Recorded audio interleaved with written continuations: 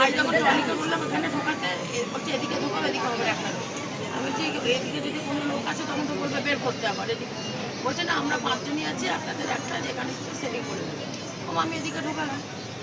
পরে যখন আমি বসেছি দেখছি এদিকে পুরোই ফাঁকা। আমি তো তাহলে এদিকেই রাখতাম এদিকে গ্যাঞ্জাম ওরা ছিল। দুটো বাচ্চা আছে 12-14 বছর হবে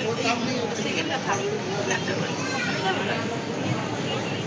মহিলাগুলো না না না ওরা উপরে যাবে না উপরে এমন তখন আমি বলছি অ্যাডজাস্ট করে দেবেন তাহলে আমি এখানে টয়লেট এখানে তো পারলাম না আমি তো এদিকে ঢোকাতে দেবো না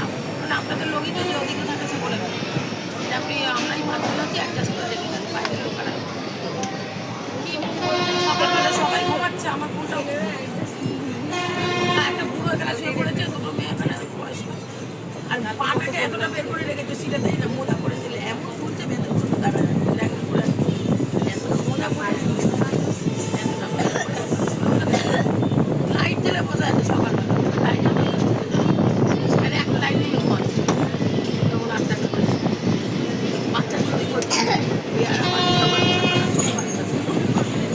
আগে ভাই শান্ত হচ্ছে ছেলে বাচ্চা এবারে আমি যাচ্ছি না একটা ঘুরতে উঠেছিল ঠিক আছে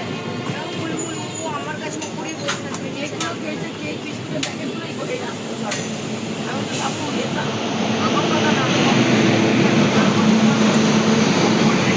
হালকা ভাববে তখন তখন ওরা উঠে উপকারী দেখলে কী করছে ওগুলোকে বোঝাতে হবে না ওর ভিতরে স্লিপার আছে না সবাইকে বোঝানোর দায়িত্ব